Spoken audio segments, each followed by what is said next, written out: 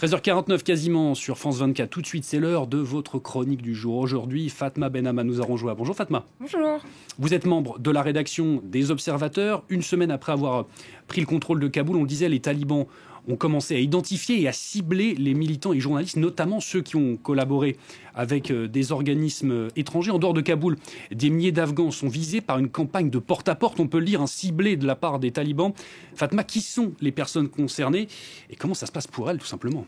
Alors d'abord, on a identifié deux groupes différents de ces personnes-là. D'abord, bien sûr, les journalistes, comme vous venez de mentionner, et les militants qui travaillent pour des ONG, qui travaillent pour les droits de l'homme, donc des ethnies, des minorités sexuelles ou ethniques, religieuses, et le droit des femmes en Afghanistan. Donc toutes ces personnes à qui nous avons parlé, on a dû parler à entre 5 et 7 personnes. Donc partout en Afghanistan, on a préféré, pour des raisons de sécurité, ne pas mentionner l'endroit où ils résident. Elles ont toutes exprimé leur crainte d'être retrouvées par les talibans. Certains ont eu leurs maisons qui ont été fouillées, des raids ont été menés dans plusieurs quartiers de plusieurs villes et des militants nous ont dit que les talibans se sont rendus donc à leur domicile après qu'ils se soient échappés dès que les talibans sont arrivés dans leur ville. Notamment, c'est du porte-à-porte, comme vous disiez, très ciblé, c'est-à-dire qu'ils font des raids à la recherche de personnes spécifiques en fait, comme par exemple notre collègue du média allemand La Deutsche Welle qui a vu un de ses proches être tué.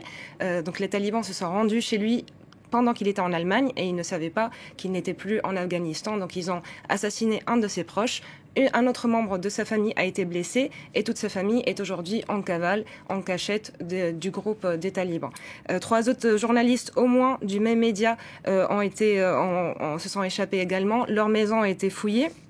Dans notre ville, des membres de talibans ont convoqué des journalistes pour une sorte de réunion, de conférence de presse où ils allaient rassurer les journalistes et les militants sur le maintien des activités, dans le respect de la charia bien sûr.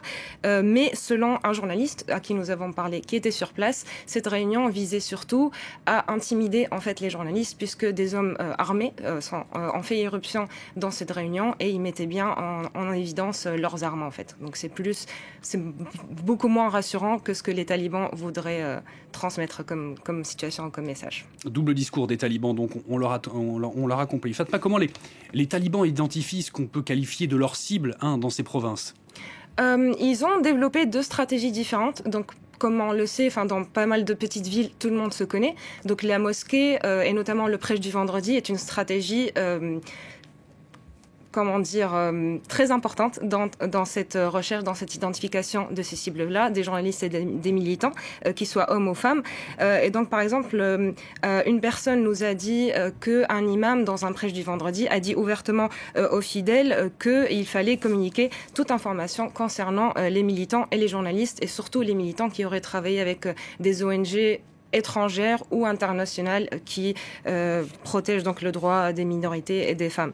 Ces personnes en fait sont considérées sans équivoque comme des ennemis du nouveau régime en fait, tous ceux qui ont collaboré avec l'ancien régime, les États-Unis ou l'OTAN en général. Ensuite, donc deuxième stratégie, un autre militant nous a dit que des unités spéciales comme des task force se sont créées. Dedans, on y retrouve des policiers corrompus de l'ancien régime et donc ils utilisent toutes les données de la police afghane pour identifier l'adresse des personnes, leur ethnie, leur religion, leur affiliation politique, avec qui ils ont travaillé, sur quelle période, etc. Et ensuite, ils font les raids donc, dans leur quartier. Ils ont donc une liste de tous ceux qui ont collaboré, soit avec des médias, des organismes étrangers, etc. Et ils attendent juste d'aller chez eux, en fait. Un mot rapidement également avec vous, Fatma. Pourtant, les talibans, ils l'ont répété d'ailleurs, ils avaient promis l'amnistie générale quasiment pour tous leurs anciens adversaires. Ils disent qu'ils vont pardonner tout le monde, que les femmes pourront reprendre l'école, que les médias et les activités culturelles en général vont reprendre ou continuer, se poursuivre en tout cas. Mais malgré ce message qui se veut très rassurant et conciliant, les témoignages que nous avons recueillis montrent que la situation sur le terrain est toute autre que en théorie en fait. Donc ces personnes à qui nous avons parlé ne font aucune confiance aux talibans. Et je vais d'ailleurs vous lire une citation qui est assez forte en fait d'un journaliste afghan de ce qu'il nous a dit donc à ce sujet. Donc les talibans au début se comportent bien. Ils sont gentils avec les journalistes et les activistes, donc les militants. Et puis une fois qu'ils ont senti que la sécurité de leur position est assurée, ils montrent leur vrai visage. Les talibans n'ont pas changé. Il n'y a pas de talibans modérés, comme ils voudraient le montrer en tout cas. Ils reproduisent exactement ce qu'ils ont fait dans notre région en 1996. Donc en 1996, ça marque la première année du règne des talibans en Afghanistan. Énormément de militants ont soit dû changer de métier, devenir autre chose, soit fuir le pays comme énormément de gens qui sont venus en Europe, ou soit ils ont été éliminés, tués en fait. Ce qui fait que ça nous rappelle un peu la situation aujourd'hui en effet. Merci beaucoup Fatma Benhamad, membre de la rédaction des Observateurs, pour ce point très inquiétant, il faut bien dire, sur ces opérations ciblées donc des talibans. Voilà, c'est la fin.